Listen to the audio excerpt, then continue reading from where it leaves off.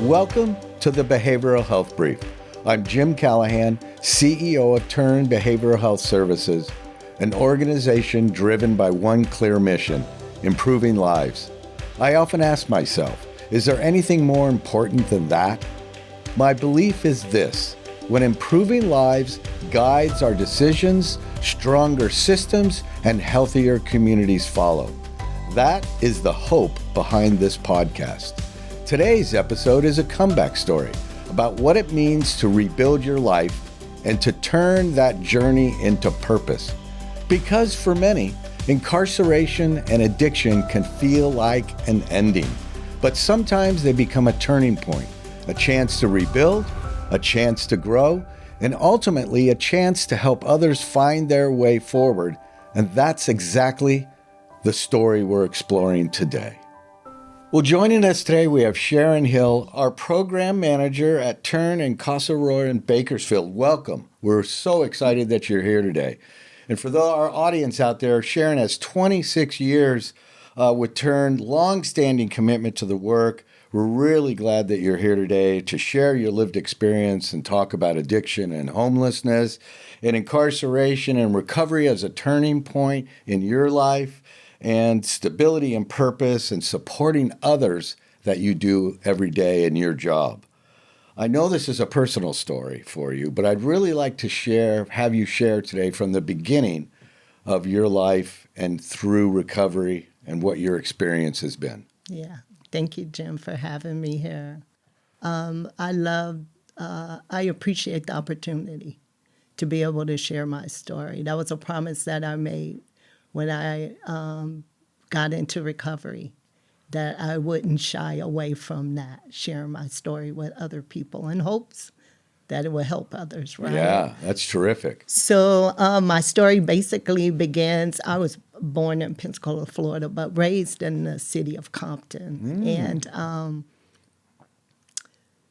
just saying that sometimes that you're raised in Compton, the look, per se, that you get from some people, right? So in Compton, for me, being raised by two beautiful people, married 44 years, when you hear Compton and all the things that the news talked about in Compton, for me, it was very different. It's just home. It was neighbors that I absolutely loved and adored. It was just the environment that I was in. Yes, there were gangs that was there and all the other items that go along with that. But in our home, there was a lot of stability, right? And I was very fortunate to have two parents because in Compton, where I grew up, that wasn't basically the norm, right? It was not the norm. It was not the norm, interesting. right? You had a lot of single moms, and I can think of some single dads, right? And so my home looked a little bit different than other people's home because there was always supervision. Yeah. Right? And so I always wanted to be in the unsupervised house. And I wanted to I thought that looked like freedom to me. I thought that I had too many rules. My parents was too difficult. They wanted to know everything. And so in hindsight, I understand that was a good thing. But at the age of 12, 13, 14, 15, 16, you're like, not necessarily, right? And so, I was always a good student until I met alcohol. Oh. I met at alcohol. an early age then. Early age, 13 years old. 13 years 13. Old. Wow. I can remember it distinctly when I was introduced to alcohol. And so today I know that alcohol is a gateway to other things, right? Because that led me, didn't have an addiction just to alcohol. I have an addiction to crack cocaine and any other thing you gave me, really. So, in the circles that I travel in, we call those people like trash cans because it doesn't really matter what the drug is, right? If it's going to get you high, then it's it, right? And I think we see that on our streets every day. Absolutely. In the business that we're in and what we deliver. Absolutely. And so very interesting. Yes. And so, fast forwarding, I left home at 18 years old. And that took me to multiple places. I I have 5 other siblings that I grew up with, and I ended up staying with an older sister, right, who wanted to support me, right? That didn't work. And so I want to say that I've always felt like that supervision that I had, I never felt free, like, right? And I understand today that my freedom that I was searching for had nothing to do with all those things I just described to you. It has always been a feeling that I've had inside myself as a young age that I always wanted to do what I wanted to do when I wanted to do it, right? And not be held accountable. And not be held accountable. Well, and not really knowing that the things that I wanted to do were wrong. They were fun. Yeah. Right? I experienced that in my life. I mean, I can relate to you and Yes. what you're describing today because I had some of those similar experiences at those age. I had a mom and a dad, but I didn't want to play by the rules sometimes. Right? Yes, yes. So interesting. Yeah, I Interesting. never want to play by the rules. And so how I got incarcerated, I've been incarcerated multiple times. But jail is very different than prison incarceration. So how I became homeless was drugs just took me there. I met drugs and alcohol.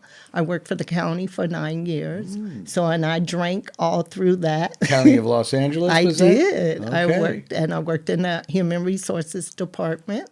And I drank throughout that whole career, right? Wow. And then when I was introduced to crack cocaine, long story, won't get into it, but I got introduced, right?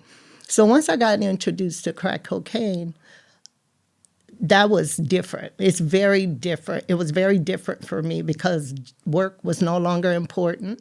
I was no longer able to pull myself together. I no longer wanted to pay my rent. I no longer wanted to pay my car note because all I wanted to do, that addiction, is just get high, right? That must have been overwhelming for you, right? I mean, were you still living with your sister at the time? No, by this time I've moved on, right? There's a whole big story in between that, right? But you say it's overwhelming, but when you're in it, it doesn't necessarily feel overwhelming, right? Describe that then. So that feeling is a freedom. So I've always told you about how I wanted to be free, right? Yes. Crack cocaine made me feel that way. So it tapped into something that I already had inside of me, right?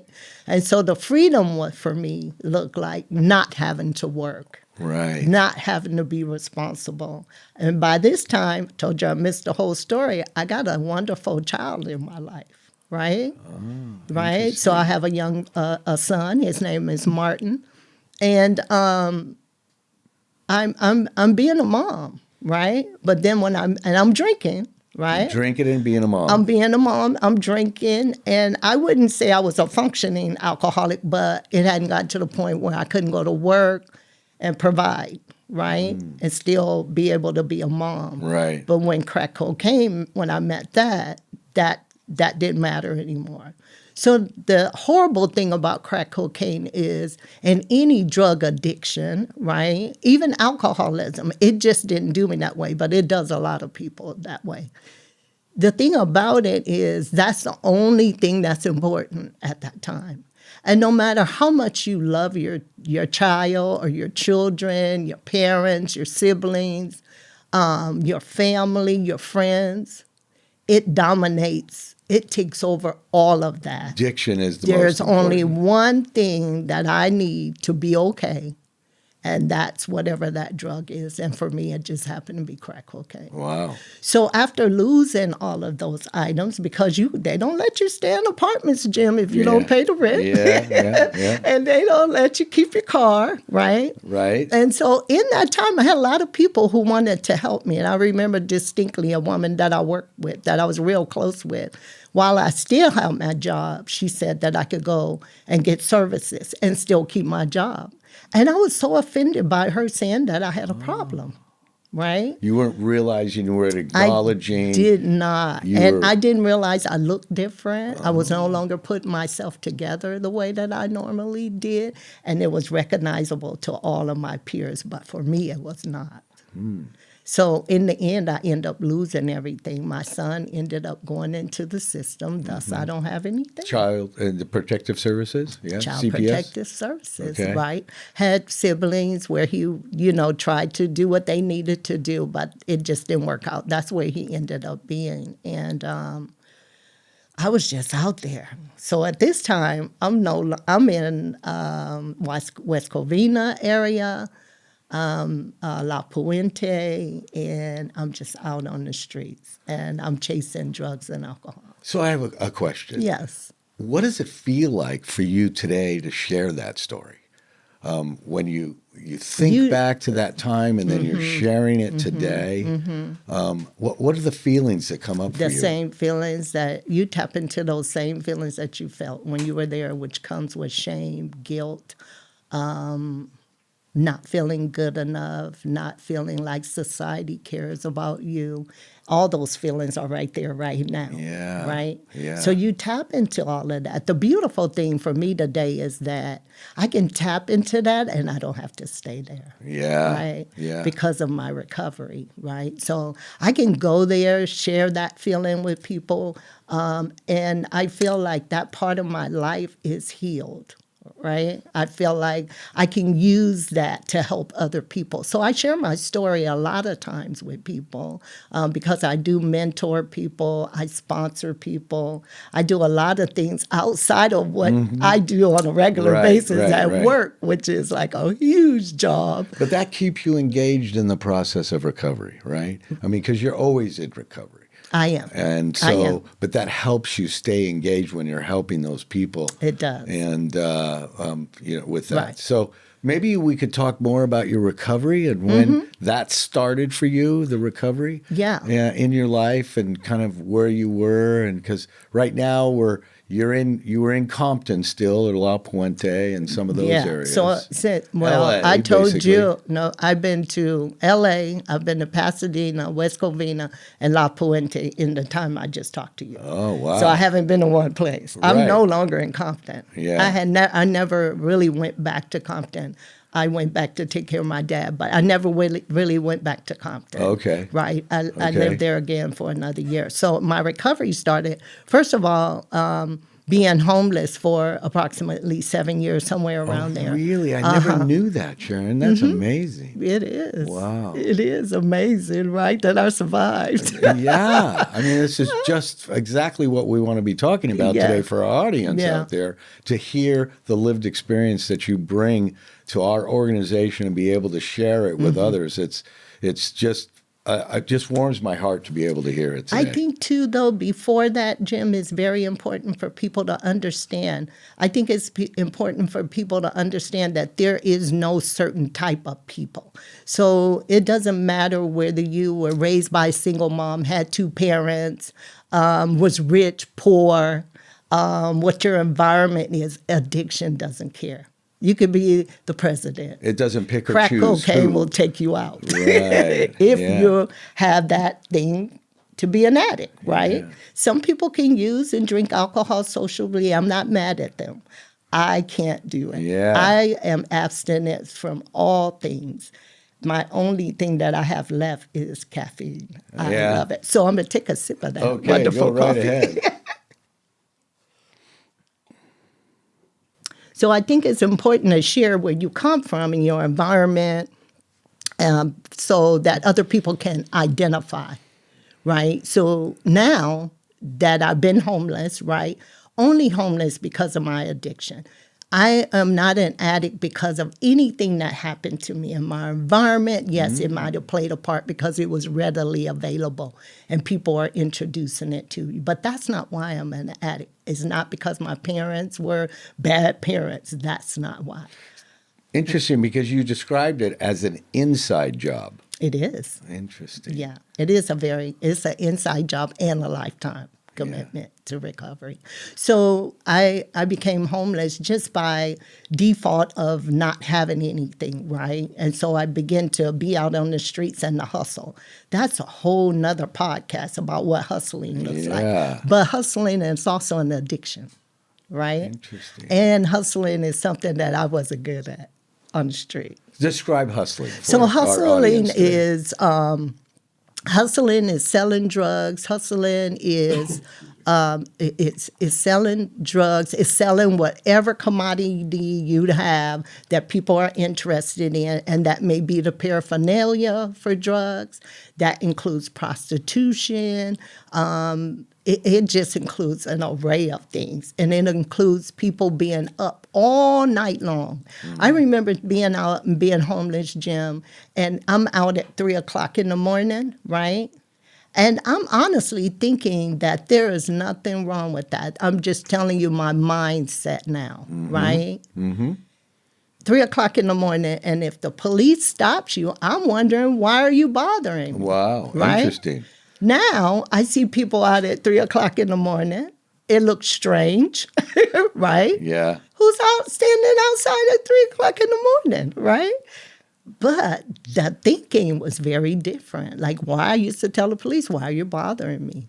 I'm not bothering anybody, but I'm suspect just because I'm out 3:00 in the morning. Yeah. So Interesting. today when I see people out at 3:00 in the morning, I know exactly what you're doing. You're homeless.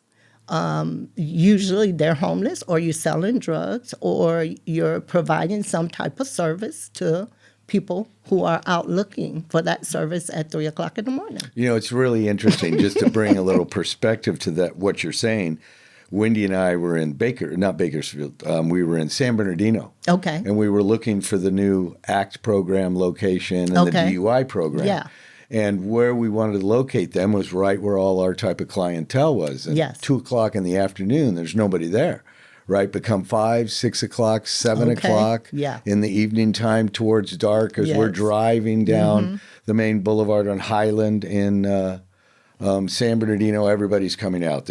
What you're just describing, the homeless are coming out because Yes. the businesses are closing down. Yes. And so we picked our location where the largest group of clients were. So I understand, hearing from your perspective, what was going on in those moments Yes. when we were looking Yes. to relocate our Yeah. ACT program and Right. be as close to clients as we can. Right. And so we're talking early 1990s, so there is not a lot of services Yeah. that I Zero know services, of. yeah. Right. I don't know about services. I don't know anything about recovery or anything at this point. Hadn't heard of it.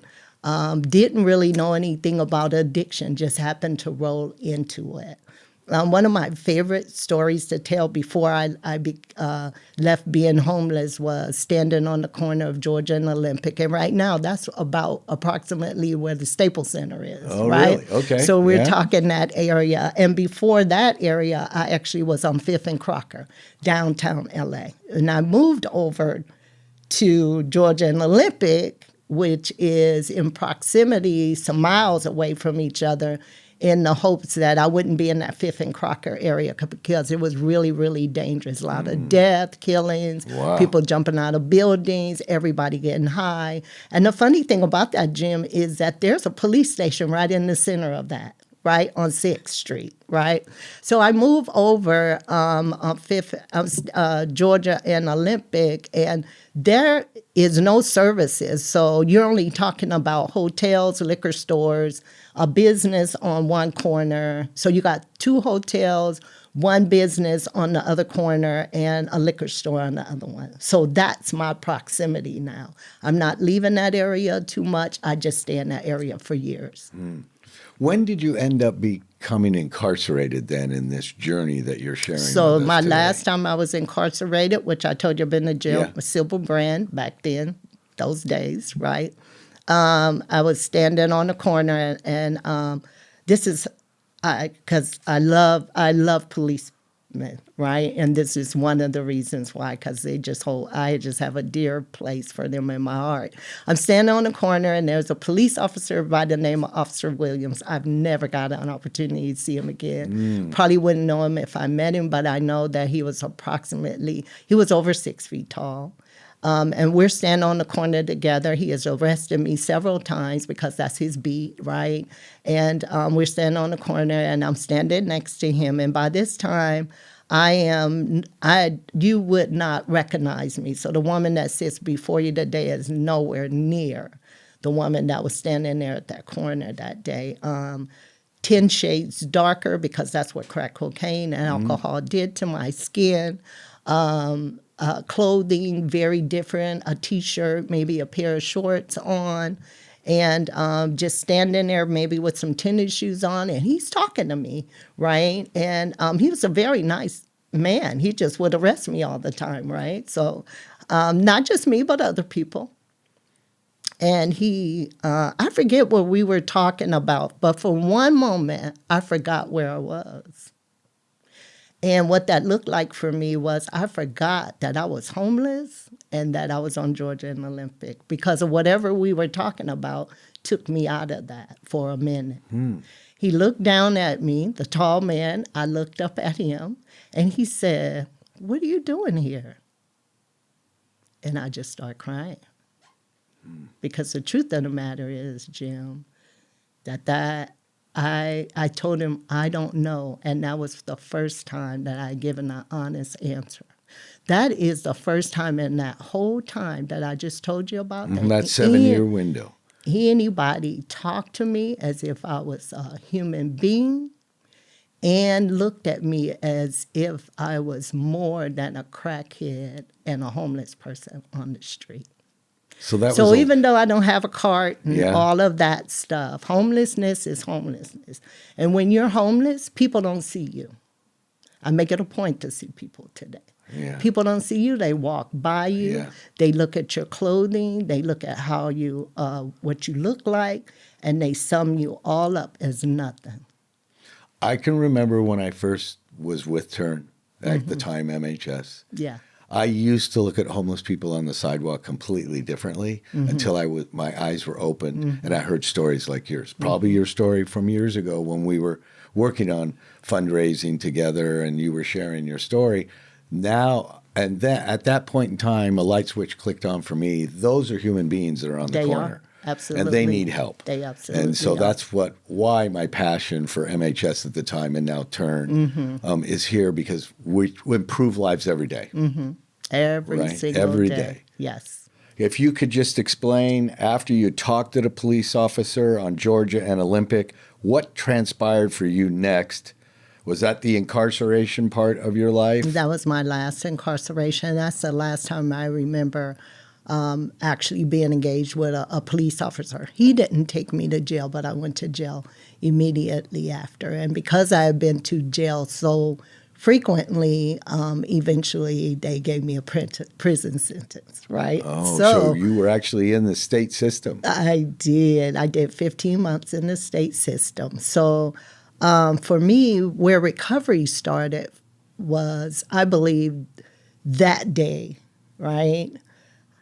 I realized that I wasn't, like where I was not who I was. It woke something up in me, I believe, right? What do you think that was that woke it up with the gentleman who was talking to the police officer Just being who treated had like arrested you when multiple you're times? homeless and you're using drugs, right? Even if you're not homeless, it's a whole different world, right? Yeah. It's not the world that I came from. I come from a normal world with parents who love me, siblings who love me. But when you make that decision, or that decision, I say, chose me, right? Using drugs and alcohol, just having fun, turned into something I never would have dreamed of, right?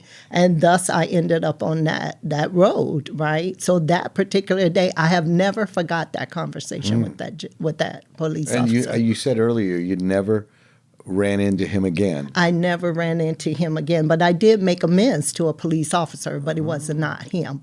And I did that because that's a part of my recovery. But for me, afterwards, I ended up going to prison, right? And you hear the stories about what I had seen on TV, and movies and that kind of stuff. So you have this whole idea about what prison is going to be. And you have that fear of going to prison. You have that fear of having to defend yourself. And just the whole thing is there. And so I was afraid to go to prison. I just want to say I'm a blessed woman because there are so many things that I believe that I didn't get to experience because of that. blessing over my life.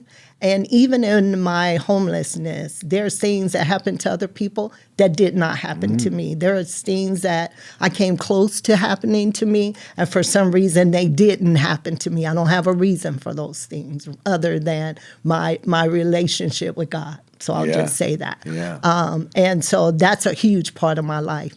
But when I got incarcerated, I didn't go to what they call the intake part of it. I immediately went to the yard. That's usually not the way it goes, right? Usually locked up for a period of time. So I went to CCWF, right? What's the CCWF? California Correction for Women. For women, yeah. Women's Facility. California Corrections Women's Facility in Northern California. Okay. Right? So they sent me to Northern California. I live in Southern California. And so I had a bright idea thinking that if I tell them that I have a substance abuse problem, because I heard about the program, which was called Forever Free at CIW at that time. Uh-huh. There was no program at CCWF at that time. Okay. There is now, wasn't then, right? So I tell that lie. I want to go to treatment and right to the correction counselor, and so they sent me down there. Right, I'm thinking I'm being smart. To be honest, Down to Southern California. To Southern California. California Institute for Women is in Southern California. Right. The hope is that I'm going to get a visit from my family, and it'll just make it easier for them to come see me. Well, I'm still waiting for that visit from my family. My siblings like, we don't come to prison, right? Yeah. And so they never did. They supported me, right? Mm-hmm. But they never came to prison. And they didn't support me with big money or anything. They just made sure my needs was met, right? Mm-hmm. And so when I went to CIW, California Institute for Women, I did actually get into that program, Forever Free. MHS Turn is the program that ran that. Nice. That treatment, right? Nice. Started that long ago for you. Yes. My relationship with this company started then. I was not an employee. I was a person seeking help. Right. Right? What was that day like for you seeking when you help. Decided to seek help and entered that like program? I said, I thought I was being smart, Jim. Yeah. I thought I was, one more time, being manipulative, running game, right? Joke's on me, right? Yeah, thinking that you right? were making it easier for myself, thinking I'm going to get a visit. And so when I got introduced to treatment, after they put me in, I thought I actually escaped, but I ended up going to treatment. And I'll tell you, just like talking to you today, right? And you're the CEO of Turn, right? And you have all this. The honor of being that. It's truly an honor. Thank you for being that. But your compassion, right, is just a continuation of what it was here prior to you getting here. So the people worked in the prison, right, were the people who opened my eyes, right? Without them, I wasn't one to talk a lot. I wasn't one to participate. I did participate, though. I was listening, right? I was paying close attention to what they were saying to me. I got introduced to the 12-step fellowship there. But I'm going to tell you the most important thing that I got introduced again to, because I come from a loving, kind family, right, was love. Interesting. The program director, his name was Dick Jeske. Every staff person there, whether they were in recovery or not in recovery, impacted my life. And that's the beginning to you listening, trusting that person to even tell you the truth. They did not lie to me, right? I got consequences for actions when I did things I wasn't supposed to do in the program, thinking I'm smart. I got consequences for those actions. So they re-taught me about life, that life is full of people that are loving. There is full of people that are kind. It's full of people who care about you. But that doesn't mean that there's no consequences to Right, my actions. right. And they gave me my consequences, and they were not mean about it, and they were loving and kind, and I had to do the consequences. Didn't like it, but I did. So I got introduced to recovery. The groups were amazing because we talked about things that I don't even know if I was put words to those things, like coping skills and triggers, and how important it was for me to pay attention to relapse and how that could happen. And one of my favorite things that we did at that program was practice the word, how to say no. So we actually role modeled For that. yourself. For me to say no to drugs. So we actually role modeled that. So we would get up, and I remember the counselor, her name was Dorothy, and she was fantastic. And we would get up, and so we would pretend we're walking down the street, and you would offer me some drugs, and I would say no. And I must have said no in that program. I thought that was the craziest thing. I'm like, how is this going to help me, right? I'm going to tell you, Jim. So I leave CIW, I parole, and I go into treatment in Long Beach. And the program was called, at the time, Sobriety House. They have a new name called Safe Refuge, right? And so I went to Sobriety House, and the reason why I went there is because I could not go to my siblings' home. Right. I needed a place to stay. Can't go back to the familiar. They convinced me that I could not go back to the familiar because like I told you, when I went to jail, I would go back to the same thing all the time. And I may last a day without using, but I never lasted longer than that. I have a quick question. Sure. Did you ever later on in your life meet or run into the people that you worked with or that helped you through your recovery period while you were incarcerated? It is very interesting that you asked me that because I have a relationship with Dick Jeske. Oh, nice. Absolutely. Nice. So Dick Jeske was in recovery himself. And so when I first was released, parole from prison, I was in that program. And once I left that program, Dick Jeske would come take what we call a cake in the 12-step recovery, where we would celebrate years of being sober. Yeah. He would come to Seal Beach, which is right next to Long Beach, Yep. and he would come take a cake. And me and my BFF, we would go over there and meet him and watch him take a cake. He was an inspiration to me. Nice. I've talked to him within the last couple of months. Oh, great. Yes, That's so terrific. he's still a part of my life. And the other person that is a part of my life, you guys did that recently, was when I started working at the FCRP. You guys gave my new VP supervisor is Rena. Rena was there when I was in that program. She was at the... She was a staff. She was on the treatment team She was the staff. when you were in the program. Absolutely. Oh, my goodness. Yes, and we have never got a chance to work with each other. We've always had a connection, but we've always worked in two different areas, because she does DUI normally, right? Right. But just recently getting an opportunity to work with her, it's just been amazing. Yeah, So- for the audience, Rena is, I think, 33 years now Okay. with Turn Behavioral Health Yes. Services as an employee. We just celebrated her 30th year anniversary Yes. in the rehabilitation field. I mean, Yes. it's just behavioral health field. Yes. It's amazing to hear this story that you're still connected, and now you're working with somebody who actually helped you along in your Yes. recovery journey. Absolutely. That's amazing. The connection was amazing because when you went to treatment at that time, there was funding that came with that CIW, I guess, with the contract, right?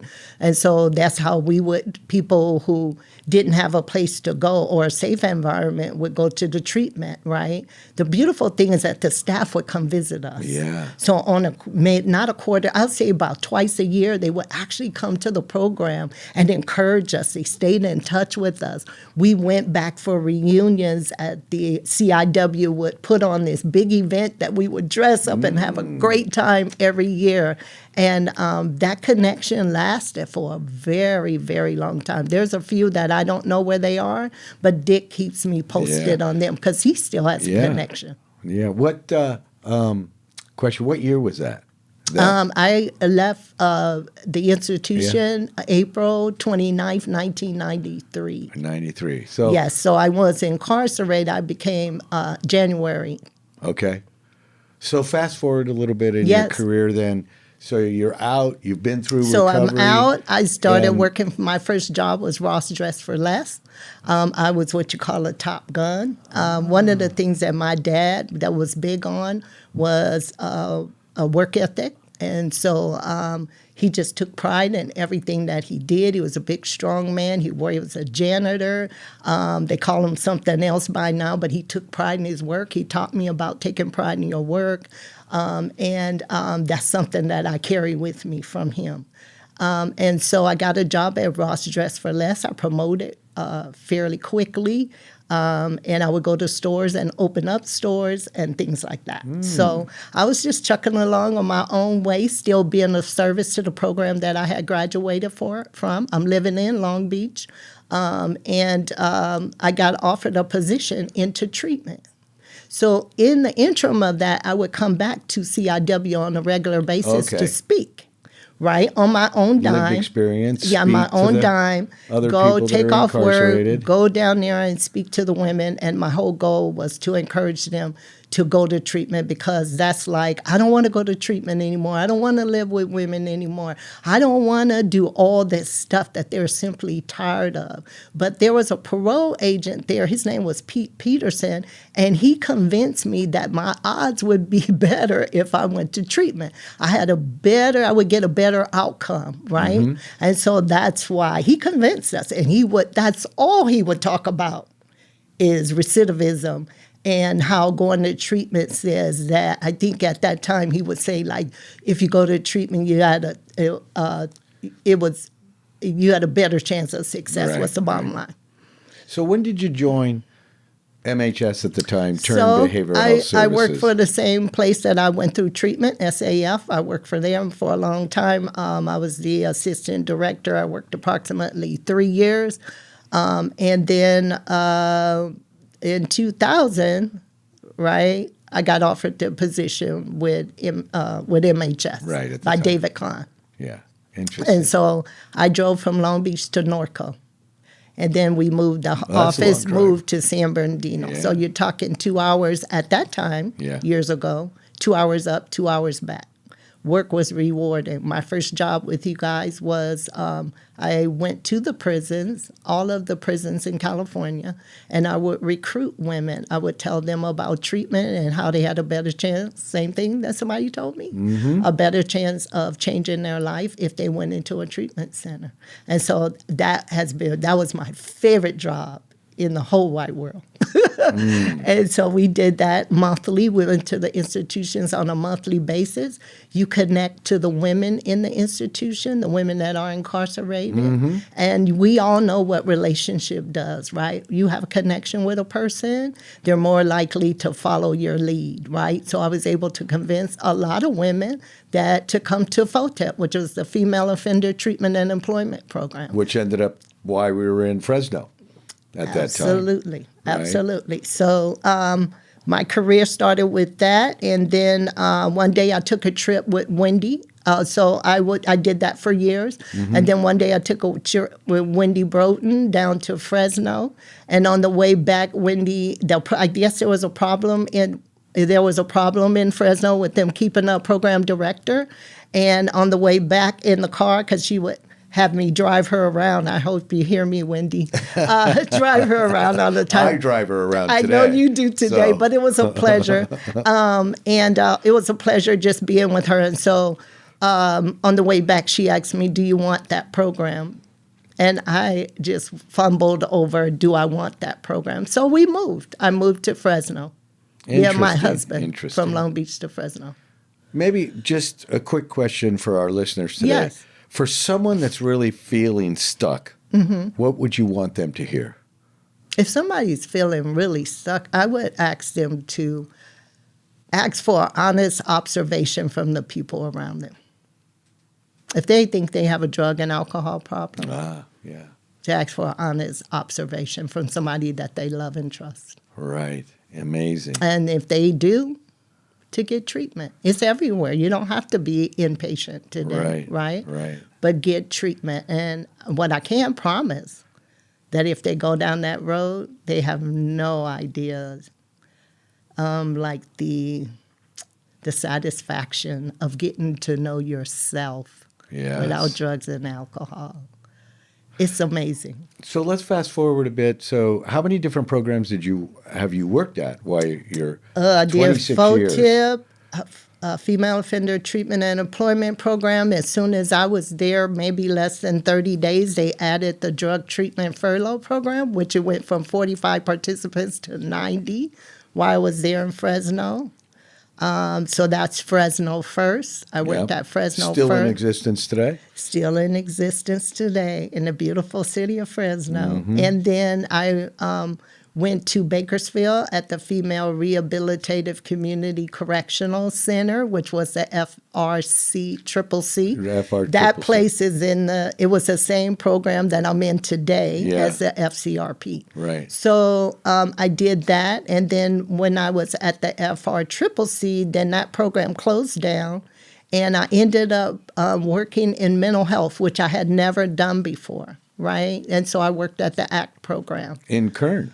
At Kern Action, yes, in Bakersfield. Right, in Bakersfield. I was already living in Bakersfield. I transitioned over there, and I went over there. One of my, that was a wonderful experience for me to be able to help people that were homeless, to be able to see them. They knew that I seen them. I made sure that they knew that. I would... we have a lot of little tricks that we do because when a homeless person is not smelling the best and looking the best, I still wanted to be able to give them eye contact. So we had this little trick where we would put, Vicks under our nose, just a tap, right? So then you can't smell anything but Vicks. And so it gives you the opportunity to be able to give them that eye contact, that closeness that they need in order for them to tell you what their needs are and for you to be able to help them. I really enjoyed that work. How was that transition from substance use to mental health? I struggled in the beginning because going from residential where I had the ability to provide for all of the participants' needs, right, to a place where you have to locate the participants. So a lot of times you got to go to homeless camps and all of these things, and they deny the services that you're trying to give them. You try to bring things to them, depending on their psychosis, if they would accept it from you or not, think you were the enemy or a friend, right? And I just loved it. It was a transition in the sense that now I'm gonna speak to Kern County because I live there. The hardest thing, the most hardest thing that I ever did was some of the housing opportunities where we are not the greatest, right? So I know I had to get to the place where either they're going to go there or they're going to be homeless. So this is the better choice. But some of the conditions in which they live in, I got angry about. I was very upset about it. And I let my program manager know because I had a relationship. I can just go in there and just like, this is crazy. I can't believe that they have to pay to live in these conditions. And not only pay to live in these dirty conditions, right? You can imagine, right? That's the sad thing about some of our businesses. There's not enough housing to be able to take care of the need to be able to transition these folks out of the encampments into a house that's clean and safe and everything like that. There you hit it. That's Big transition. And for someone that's been hungry before, I know what it feels like to be hungry. And for some of the places to what they give them, I had a grown man who got a Lunchable. And I'm not talking a big Lunchable. I'm talking a small one. And I just was there helping him, and it just happened to be lunchtime. And this is when I'm at Current Action Act. He had a mental health. And he went and he said, hold on, I'm going to go get my lunch. And so he came back with his lunch, and he had a Lunchable. I'm talking a big man. And I said, oh, is that what they give you for lunch? Because I'm like being curious, like what is going on? He said, oh, yeah.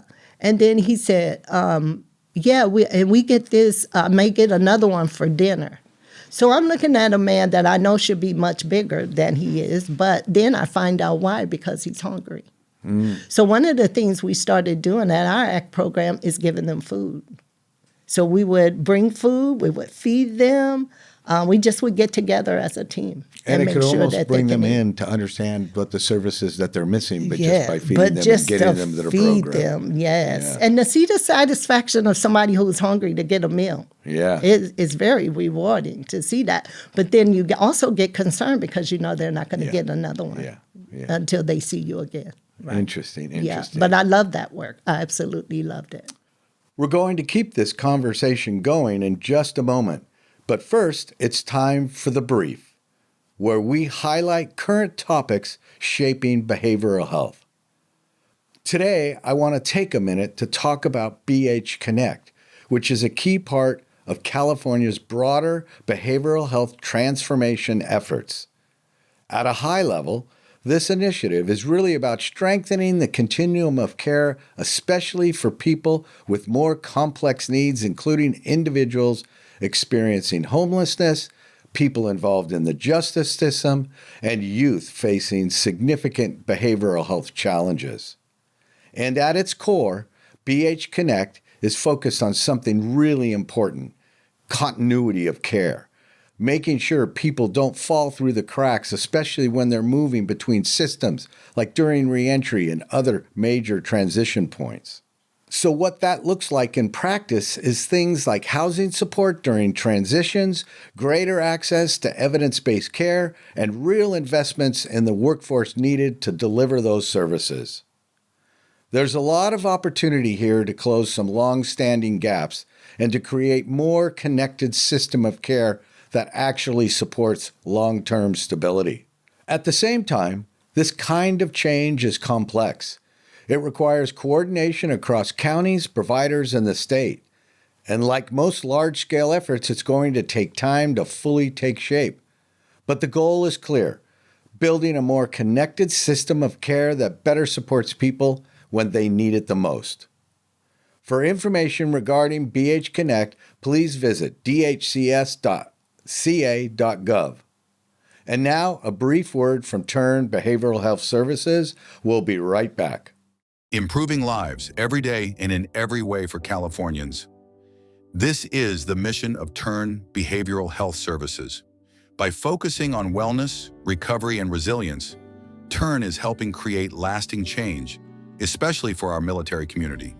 If you're active duty, a veteran, reservist, regardless of military status, or part of a military family in San Diego, support is here. Courage to Call is a free, confidential helpline staffed by veterans who understand military life. From 8 a.m. to 8 p.m., you can connect with peer-to-peer specialists who are ready to listen, guide, and help on the very first call.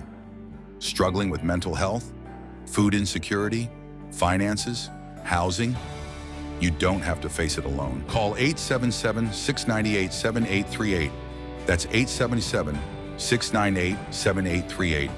Courage to Call will answer your call. Courage to Call is a program of Turn Behavioral Health Services, improving lives every day in every way. Marsh McLennan Agency, a business of Marsh, is a provider of business insurance, employee health and benefits, retirement and wealth, and private client insurance solutions across the U.S. and Canada, with several locations across Southern California. To learn more about Marsh, a trusted advisor around the world with expertise in risk, strategy, and people, please visit marsh.com. Welcome back to the Behavioral Health Brief. I'm Jim Callahan, and we're continuing our conversation with Sharon Hill, Program Manager at Casa Aurora with Turn Behavioral Health Services. Let's pick up where we left off. Talk to us about Casa Aurora. What does Casa Aurora provide? How does it support in-custody treatment and transition? Okay, Casa Aurora. First of all, I want to shout out to the wonderful team that I get to work with at Casa Aurora. What do we provide? So basically, we have a contract with California Department of Corrections and Rehabilitation. So we are that rehabilitation piece, right? So the women come from CIW and CCWF, the two prisons for females, and they come to Casa Aurora amongst other FCRPs. We're just one of the FCRPs. What we provide is we're reentry. And so when I think about reentry, we're like step down. So we're the middle ground between them coming from incarceration to going back out in their community without being on parole or probation or any of those things. So what our job is to help them find the potential in themselves. That's what I think. To actually understand who they are, which is the very rewarding part of what we do, right? And so what that looks like on a daily basis is providing structure to them, helping them in groups, tap into like what their triggers are, why they're incarcerated. We have a vocational teacher there who helps them explain that gap in their employment history, or for some participants who have never been employed before, find new employment, and so they can go out and be productive citizens. And then we have the groups, which basically is the foundation of what we do. The groups are designed, they're cognitive behavioral therapy, and so they're designed to help them really tap into how they got to where they are, right? What was the catalyst to that? And then how to manage that moving forward, right? I know when I've been up to Casa Aurora and I've met with some of the clients up there and stuff, you can tell the ones that are further along in their coming from prison. They've been in a cell, and now they're coming to an environment where they're, it's like you said, a step down. And it's an opportunity for them to grow themselves. And you can see it in the ones who are new in the program and the ones who've been in the program for a period of time. They've always been so respectful when we're on campus, if you want to call it that, or on site. Really a tremendous program. Yes, it is a great program. And I think the rewarding part for the staff there, I want to say that it's very important to have a great team of people who work in facilities like that. And the reason why I say that is because it takes a whole team, right, to provide every service that we have. So we have facility monitors, we have people who work in the kitchen, we have maintenance, we have the vocational teacher, we have the administrative, and then we have our collaboration with CDCR, which consists of the 2 parole agents and the CC3 there on site. And that whole team, everybody plays a part in that woman's treatment, right? And so they're engaging with people who they see as having normal lives. We know, I don't even know what normal lives are. But our whole job all the time is we're always role models to them. They watch if you change your nail color, they know that you changed your nail color. So they're looking, and I aspire to be something that they can look at and not be, but be a baseline to what their life can be, right? And they could take it any direction that they want to. But the whole message there all the time is, you can't provide something to someone else if you don't know how to provide it to yourself. So we talk about self-love a lot. We talk about relationships a lot. You know, women are very relational. We talked about being gender responsive there. We help them to understand what their triggers are, how they got in the situations where they are. So a lot of times people think about reentry and you think of a woman being there and she's committed a lot of crimes. We have women there who just made one mistake and they ended up getting 13, 14, 15 15 years for that one mistake that they made, which may be a horrendous mistake, but still, we teach them that you're not the mistake, right? You made a mistake. Let's help. Let us help you how to, because the shame, the guilt, and all of that goes with that. That's a lot of work that they have to do. How many participants are there at the We have Casa 75 participants, and they could stay there up to 32 months. Oh, really? 32 yes. months. So we got women there who are not going home to 2028, right? And so we see those as opportunities. We like the longer ones, right? Because they have a lot of time to do a lot of good work. The short time, sometimes when they have like 90 days or whatever, their mind is already out of the place, right? I want to be back at home. So we love it when we have women there for a long time. The rewarding part for me is seeing a woman when she gets introduced to herself. Right. Yeah. When they get, and one of the things we always talk about, because they want to go home to their families and they want to raise their children. They're just people out in our communities, right? And so I always tell them, my analogy is, I'd say, what is the air when you're on a plane? What are the emergency people? What is part of the process in an emergency? What do they tell you to do? And so you have to put the mask on first, right? You can't help other people until you learn who you are and take care of yourself. Yes, the air mask. You got to you got to keep the oxygen on you, and then you can help the other person. I said the stewardess don't tell you to put the mask on, even if a baby is there. It don't tell you to put it on the baby first. It tells you to put it on yourself first. That's true. And so, how long have you been at Casa Aurora? I've been at Casa Aurora since July 2025, this time. Interesting. Right? Yes. And the work has been amazing, right? I a whole team and full your of work. Smile today. Yeah, talking about your been team amazing. And how great. They you are mentioned awesome. to me when I was up there the last time how great the team was. Maybe They are. just describe the team real quickly. Well, again. every job is very different, right? But it takes all of them because each of them are interacting with them. The thing I love about this team is that they are hardworking people. You don't have no slackers there. Now, we've all worked in a lot of different places where you can have some slackers. There's no time to slack there, and we don't have people who are looking to slack. These people are hard-working people. They come to work. They do their job. I can sleep at night because they're doing their job at night, making sure that the participants are taken care of. I sleep well at night because I know that if there is something that does happen at the facility, that people are going to respond to it appropriately. And I've had lots of teams.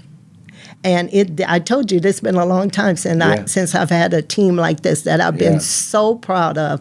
I am so proud of who they are, and we're all so different. And so is the funder, CDCR. Awesome. They've expressed to me how grateful they are for you down there and Raina and everybody else that's doing a great job there and saving lives every day. And I just want to say it's nice to have a VP that is on deck. Rena's on deck. So it's not like, she comes through, and visits and she's on deck with us. And I tell her all the time how much I appreciate her. I also appreciate Turn, just being here and continuing to get contracts, continuing allowing us to do what we do and what we love doing.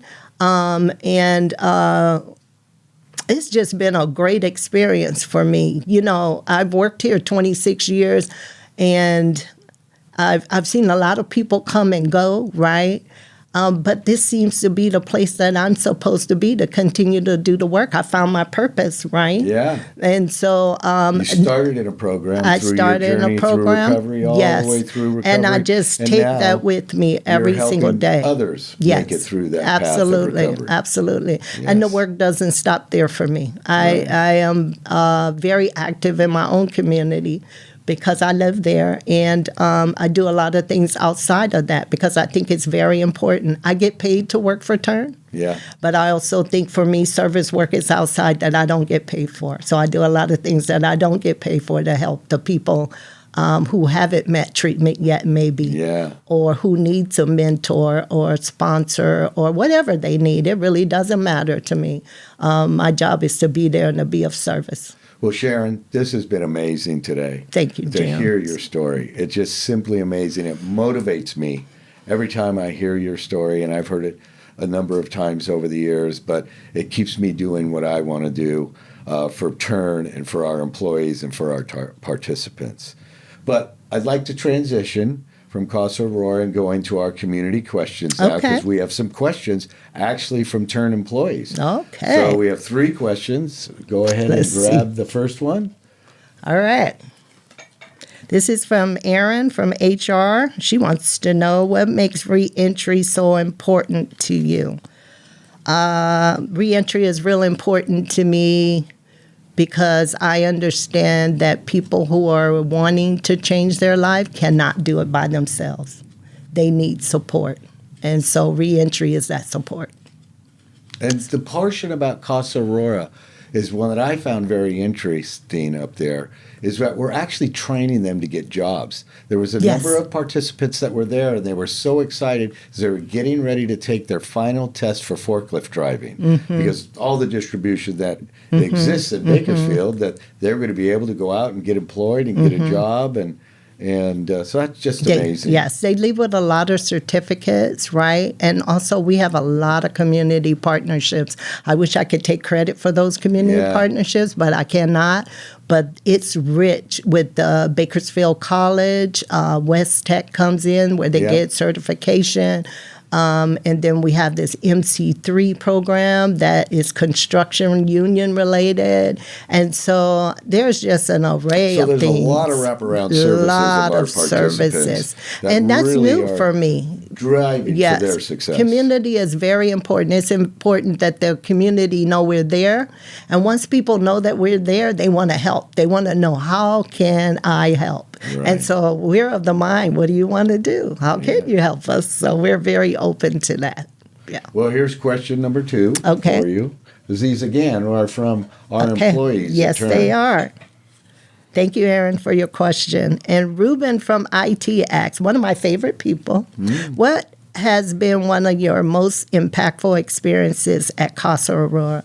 I talked about that, Ruben. It's when I see the women find out who they are. There's a difference even in the way they walk, they talk, how they interact with you, because they are learning who they are. And the thing that I believe they learn is that they're important, they have potential, and they begin to tap into that potential. It affects even how they stand. Yeah, I could tell when you're up there, as we discussed earlier. The newcomers to the team, the ones that have been there for a long time. The confidence that they they're have. standing taller, they're walking down the corridors different. Yes, it's and very different. Great to see. They move very differently. Yeah. And it's very rewarding to watch. We see it before they do most of the time. So I love that. And then the last question today. Let's go. Thank you for your question, Ruben. And Shannon from Operations asks, what's one of the biggest successes you've seen from a Casa Aurora client? We have, this one I absolutely love. Thank you, Shannon, for your question.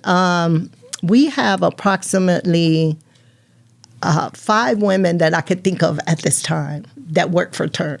Oh, wow. Who were Fresno First clients. Oh, interesting. The beautiful thing about that for me, right, is that I get to see them on a regular basis, right? I get to see them be role models. What it does for me, it reminds me regularly that all the things we put in place, the structure, how we provided the groups to them, the love and support that we gave to them, I could see it in them. It manifests itself in who they are, how they interact with participants themselves. And I take pride in that. I take pride in the team that I was in. That was a Fresno First team at that time. in that team. It reminds me of the team that I work with now. And I used to call that team the dream team. Yeah. Because you didn't have to ask anybody to do anything. People just did what they knew they needed to do, right? Yeah. And so I see that same thing in Casa Aurora. I tell them, you're real close to my dream team. Yes. Well, Sharon, this has been, as we come to a close today with this conversation, it's been truly amazing to hear your story from where you were that day on Georgia and Olympic and to where you're at today and the woman you've grown into and all the other people that you've impacted over those years and that you've grown. Like you just said, I know 5 or 6 of them that have come out of the program and that are working for Turn. So thank you for that. Before we close, is there anything you'd like to leave our listeners with today? I just say find what makes you happy and do that, right? I get enjoyment out of doing what I do every day. Oh, you can hear the enjoyment in your voice today and how you've described things. It's amazing. Thank you. And I just say, I hope that, I wish that for everybody to be able to find that passion, right? And even though it wasn't something I was necessarily looking for, but as you continue to tap into that lifetime recovery, and recovery looks like it doesn't have to be addiction, right? Recovery. But recovery is just being attentive to who I am, right? Making sure I'm aligned with the things that I want to be aligned with so that I operate that way in the world. Purpose comes. Yeah. And once that you find that thing that you're excited about, that brings you joy, that's the direction you should go in. As I close today's episode, I want to pause and practice something essential to well-being and perspective, and that's gratitude. It's something I practice every day through a gratitude journal, and I encourage you to find a practice that works for you. Here's an example of my journal that I use every morning, and I write something in it about me, about my family, about the dogs, the day. Is it sunny? Is it rainy? But it's something that gets my day started. I'd like to start by thanking the incredible staff at Turn. Your compassion and commitment make this work possible every single day. I also want to extend our thanks to our partners at the California Department of Corrections and Rehabilitation and the Department of Rehabilitation. Your collaboration makes it possible for programs like Casa Aurora to support individuals during some of the most critical moments in their journey. And to the organizations supporting reentry in their communities, your work helps ensure that recovery doesn't stop at release, but continues into the next chapter. To our listeners, thank you for spending time with us today. Please like, share, and subscribe. As I close, I'll answer with the question I opened with. There is nothing more important than improving lives. And together, we are improving lives. I'm Jim Callahan. This has been the Behavioral Health Brief. See you next time.